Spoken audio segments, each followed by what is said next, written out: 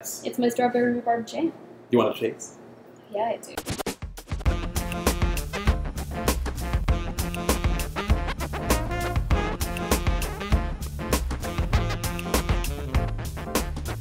Hi, I'm Christine Gridman, and this is Social, my weekly show that I do where I speak to small business owners in the Hudson Valley about how they use social media as part of their business. And I'm here at Boxer Donut in Nyack, New York with Eric Brown. Hey, Eric, how are you? I'm doing well. Those of you who follow me on social media know that I'm here a lot. And before I was at Boxer Donut and Espresso Bar, I was at Gypsy Donut and Espresso Bar, which is a very similar place. Can you tell us a little bit about that history? Yeah, so Gypsy opened in 2012, and I was the manager from day one. Mm-hmm. And yeah, it was great. We were working for 5 years, and then the owner expressed interest in getting out of the business. So He espressoed interest. He espressoed interest in getting out of the business, so I made him an offer, and we came to a wonderful deal that worked for both of us. So now, Gypsy, social media was really kind of part of the DNA from day one. Absolutely. Right? So I'd love it if you could talk just a little bit about the background of that and how it was a part of that business. And then as you transitioned it into this new business, Boxer Donut, how what has remained the same and what has been different and how you use social media. So Gypsy, we were really big on Facebook and Instagram. Trying to post as often as possible and trying to come up with new and exciting baked goods and things like that to kind of get some interest and have people spread the word. And then one of the nice things that happened when we were transitioning from Gypsy to Boxer, having an in with Gypsy, I could use that social media platform to kind of push the agenda, not the agenda, but kind of push the news, and so that people knew that it wasn't necessarily leaving the family and everything was kind of staying. Now, did you just rename the profiles or did you start all new profiles? Some of them were difficult to change and some of them were easier. Instagram, I could just switch the name. Facebook, I could not. Okay, so you had to start from I had scratch? to start from scratch with Facebook. Yelp switched me without me telling it to, so I inherited all of the reviews from Yelp. All right. Yeah. For good or for ill. Yeah, exactly. But for the most part, a lot of the followers switched over once we made the news public. Great. So how have you been using social media not only to get the news out about the shift, which happened last year, happened in the fall, right? But also to attract new people to Boxer? I've found that the funner the item is, the more people will share it and try and get their friends to come and things like that. We've done message donuts where nice. we can do letters and different messages like happy birthday or will you marry me. And the great thing about Instagram is you can kind of see the insights and you can see who's seeing it, who's following you that's seeing it, and things like that. Now that's a really good point because when Gypsy started, I don't think there were business profiles for Instagram yet. It was just an Instagram was an Instagram was an Instagram. And now, of course, you have business profiles. So what kind of insights have you seen that have affected the way that you work? One of the biggest things is seeing who has seen the post that isn't following me. And I can kind of see which posts get more interest from non-followers. Oh. And you can kind of cater some pictures and different items to those people. Oh, that's interesting. So you can kind of bring them into the fold a little more. Oh, that's cool. Yeah, you can see who finds it through their Explorer, through hashtags, through being tagged in a picture. Are there particular hashtags you found especially successful for you? No. I've kind of just brute forced some of the more popular hashtags that are out there, like donuts, donut shop, coffee, things Both like that. spellings of donut, or do you stick to yours? Yeah, I mean, any spelling of donut works. Now, is Instagram your primary platform? Yeah, and that's where we see the most response as well. And there's a pretty immediate reaction by our followers as well. I'll post a photo of a one-off baked good, and within an hour, people will be here saying, "Hey, I saw this thing on Instagram." Impressive. Yeah. So there's definite immediate response. Do you tend to have better luck with posting in the morning then? Or? Absolutely. Before 9 a.m., I would say is the prime time for us to post. Time to make the donuts, Yeah, like Fred and Duncan. Yeah, although these are better, obviously. I hear that so often, the time to make the donuts. Yeah, I'm sure you do. I thought you meant better than Duncan, which you should also be hearing. Yeah, Absolutely. Well, that's awesome. So now, do you do stuff on Facebook though that's different, or do you just kind of recycle the Instagram content? For the most part, a lot of it is whatever's on Instagram is also on Facebook, unless it's an event. You can't really do events on Instagram. But yeah, I'd say most of our content is mirrored from platform to platform. Great. Now, have you done anything with Instagram stories?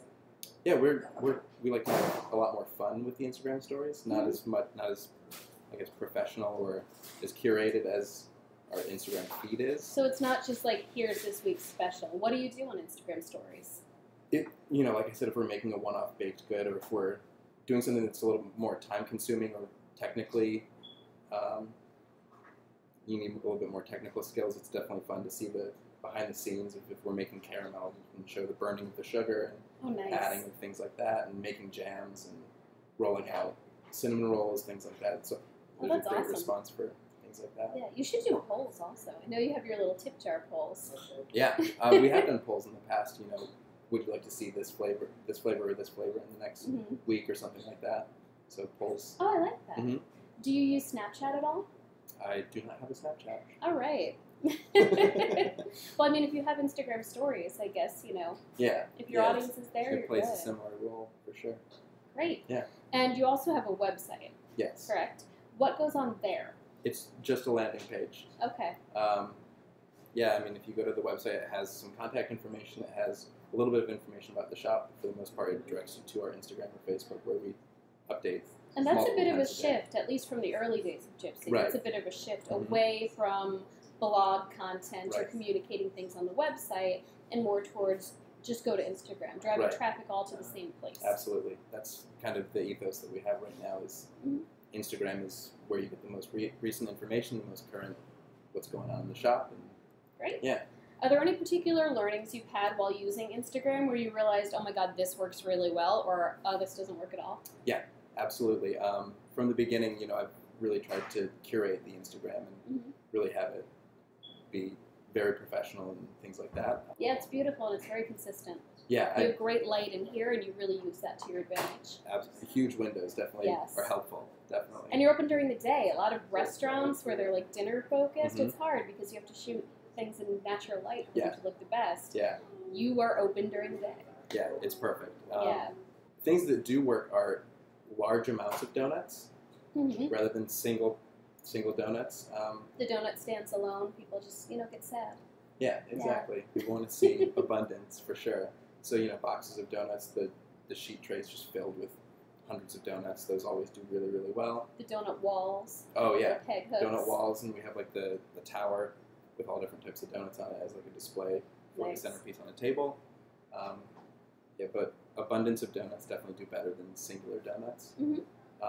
The fun coffee drinks that we have do a lot better than kind of, like a cup with some steam coming out of it. Yeah.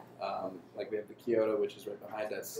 It looks like a science experiment, and that people love to see pictures of that and see that in action, kind of dripping down. And, yeah. Yeah, there's a whole coffee geek community who is a very interesting part of your audience because there isn't really any place around here that really plays to that audience quite to the level that you do.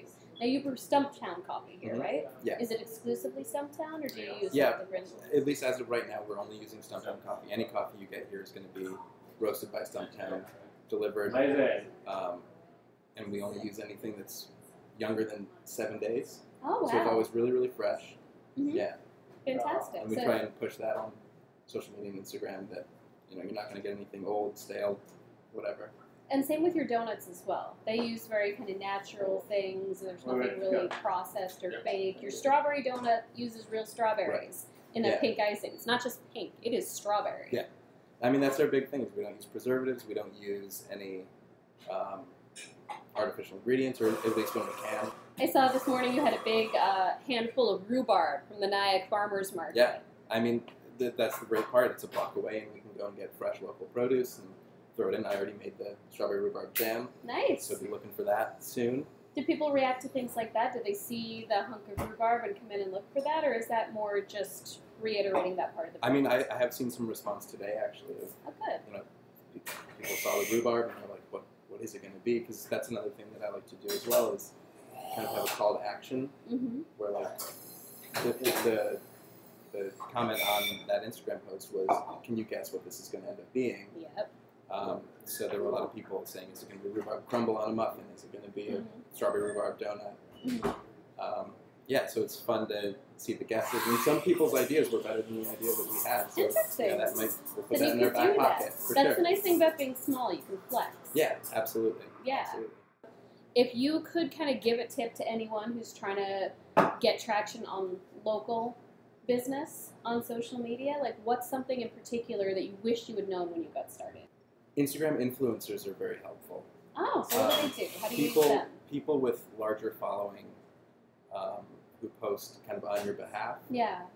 I see an immediate response in followers. I see a big spike in that. That's fantastic. Have you done any influencer business relationships, or has it all been organic?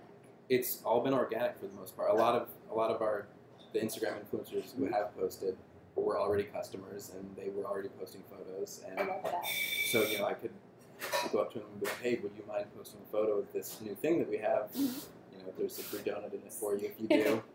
And everyone's been super great and nice posting for us. Yeah. So I need more Instagram followers so I can get more free donuts. Is what I'm hearing. Yeah. Because yeah. I post from here a lot already. I've been posting here since the day Gypsy opened, and so I'm a really big fan of this business. I really, really love how in touch you stay with your community, and there are in-person communities who have really developed here, who are little families. Oh, I mean, it's it's great to see people meet new people here, and then you see a friendship blossom and things, and I love that we can be a part of that. Yeah, and you have something that's kind of called the real life Instagram, where you have a wall of Polaroids. You can't really see them very well; they're above our heads. We're not quite framed in it, but I really love that they have a Polaroid camera.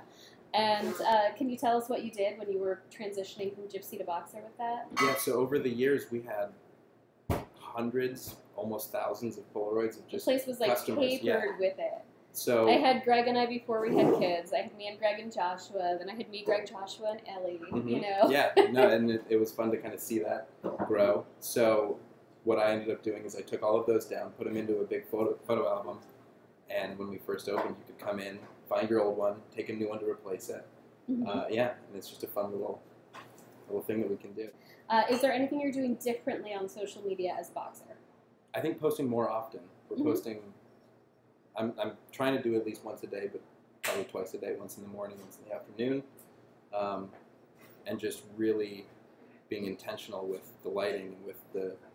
I've taken some Skillshare courses on food photography and things like that. So I'm trying to really make it something beautiful to look at. Well, it's working. I'm one of the customers who checks Instagram regularly to see what specials you've got going on. And thank you for realizing the importance of social media, the importance of community, and the importance of bringing them together, because it really makes people connect a lot more in their business. Definitely. All right, well, this has been Eric Brown from Boxer Donut and Espresso Bar in wonderful Nyack, New York. 2 very dangerous blocks from my office. And I'm Christine Gritman, and this is Social. I do this every week. And this is season 2. This is the first episode of season 2. It has been a live show for the past year, and it is no longer live. I'm still going to release it on Fridays, and it's specifically got a Hudson Valley focus now. It used to be kind of people from wherever, and sometimes it was fellow social media professionals, and now it's small businesses in the Hudson Valley, which is my jam. Nice. It's my strawberry rhubarb jam. You want to chase? Yeah, I do. All right, so we are cutting. Thanks for joining us, and stay tuned to see which Hudson Valley small business I'll interview next. Bye.